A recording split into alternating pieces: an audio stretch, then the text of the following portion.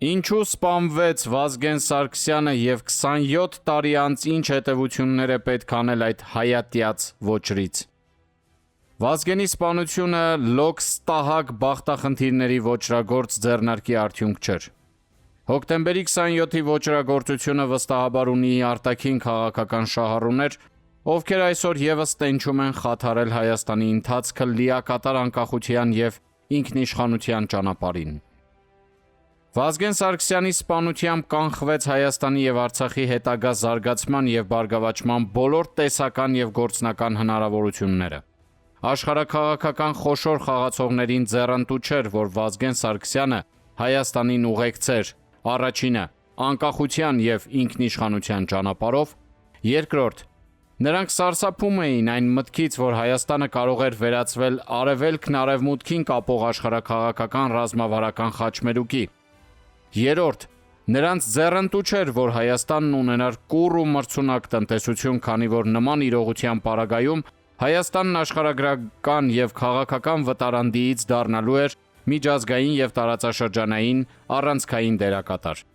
Չորրորդ աշխարհաքաղաքական ուժային կենտրոնները շահագրգռված չէին, որպեսզի Հայաստանը հարևանների հետ կառուցեր բարիդրացիական հարաբերություններ և խաղաղ համակեցության համար նախադրյալներ ստեղծեր, ինչին ձգտում էր Վազգեն Սարգսյանը։ Հինգերորդ արտաքին ստվերային ուժերը շահագրգռված չէին Արցախի հարցի խաղաղ և դիվանագիտական ճանապարհով կարգավորումով։ Վեցերորդ Վազգեն Սարգսյանին հաջողվել էր միավորել աշխարհասփյուռ հայությանը։ Համահայկական նման հարթակի ստեղծումը սահմանափակում էր արտաքին խոշոր ֆիգուրների ազդեցությունը Հայաստանում և ողջ Հարավային Կովկասում։ Յոթերորդ ահա թե ինչու գլխատվեց Միասնություն դաշինքը Վազգեն Սարգսյանի գլխավորությամբ։ Ութերորդ թե ինչ է կատարվում այսօր և ինչ են ուզում Հայաստանից այդ նույն ուժերը, հետևությունները թողնում եմ ձեզ։ Հետգրություն այդ նույն ուժերն այսօր փորձում են կրկին իրենց կեղտոտ ձեռքերով խաթարել մեր անկախությունն ու ինքնիշխանությունը։ Ուստի այդ ուժերին սատարող մարդիկ նախ և առաջ պիտի հիշեն Վազգեն Սարգսյանին և 27-ի մնացյալ զոհերին, ովքեր իրենց կյանքով պահեցին մեր երկրի անկախությունն ու ինքնիշխանությունը օտարից և ներքին դավաճանից։ Հեղինակ Դավիթ Առաքելյան։ Անահիտ Բախշյանն էլ գրում է. շատ կարևոր և հիմնավոր եզրակացություն է արված, թե աշխարհաքաղաքական ուժերը ինչու 1999 թվականի հոկտեմբերի 27-ին կազմակերպեցին Հայաստան պետության դեմ ահաբեկչությունը։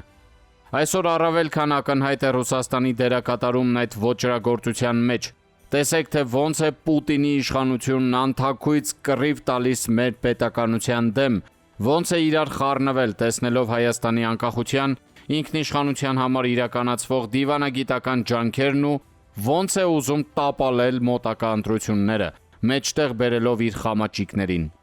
Ես շատ ուղիղ եմ ասում, 26 տարի առաջ մեր պետության գլխատման պատվիրատուն ռուսական հետք ունի։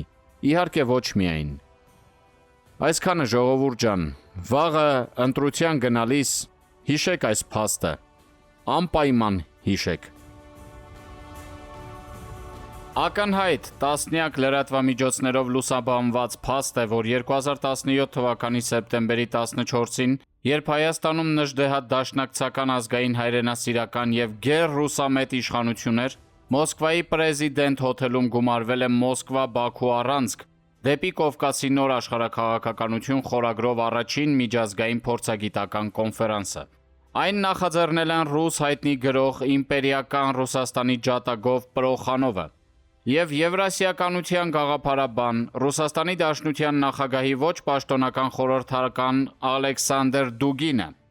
Կոնֆերանսին մասնակցել են Ռուսաստանի պետական դումայի տասնյակ պատգամավորներ, այդ թվում Կոմկուսակցական խմբակցության ղեկավար Գենադի Ձյուգանովը։ Հիմնական թեման ձևակերպվել է այսպես. Ադրբեջանի դերը որպես Ռուսաստանի և Թուրքիայի, Ռուսաստանի և Իրանի միջև միջնորդ։ Նույն Մոսկվա-Բաքու առանցքը կոնֆերանսի երկրորդ նիստը գումարվել է 2018 թվականի հունիսի 1-ից 2-ին, բայց արդեն Ադրբեջանում, ավելի կոնկրետ Ջեբրայելի շրջանի Ջոջուկ Մարջանլի գյուղում, որն ադրբեջանական բանակի կողմից հետ է գրավել 1994 թվականի հունվարին Հորադիզ ավանի և մոտ 1.5 տասնյակ այլ բնակավայրերի հետ։ Երկրորդ կոնֆերանսն անցել է Հարավային Կովկասում Ռուսաստանի միակ դաշնակիցը Ադրբեջանն է կարգախոսի ներքո։ Մասնակիցներն Ալեքսանդր Դուգինի առաջնորդությամբ այցելել են 2016 թվականի ապրիլյան մարտերի ընթացքում ադրբեջանական զորքերի վերահսկողությանն անցած Լելե-Թեփե բարձունք, ողջագուրվել այնտեղ մարտական հերթապահության կանգնած ադրբեջանցի զինվորականների հետ։ Իր ելույթում Կրեմլի գաղափարախոս Դուգինն ասել է, որ կոնֆերանսի համակազմակերպիչ Պրոխանովն է առաջարկել այն անցկացնել Ղարաբաղում և դա ճիշտ է, քանի որ Ռուսաստանն Ղարաբաղը ճանաչում է Ադրբեջանի տարածք։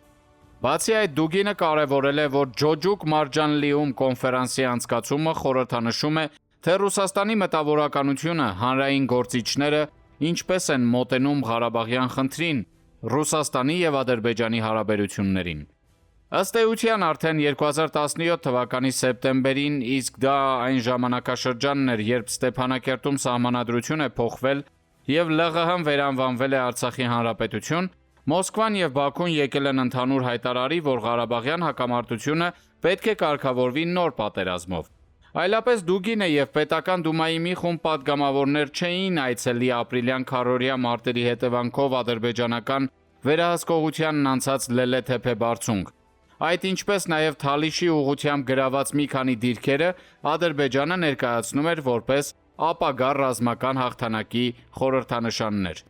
Այսպիսով պարզ է, որ 2017 թվականի աշնանը ծրագրված էր այն, ինչ 44-օրյա պատերազմից հետո Ռուսաստանի պաշտպանության նախարար Շոյգուն է խոստովանել. «Մենք Ղարաբաղում Թուրքիայի հետ բարդ օպերացիա իրականացրինք, իսկ արտգործ նախարար Լավրովը կատարվածն անվանել է ռուս-թուրքական սիներգիայի արդյունք»։ Սա է իրողությունը, ինչի դիմաց բոլոր վերագրումները և մտավարժանքները կորցնում են իրենց արժանահավատությունը։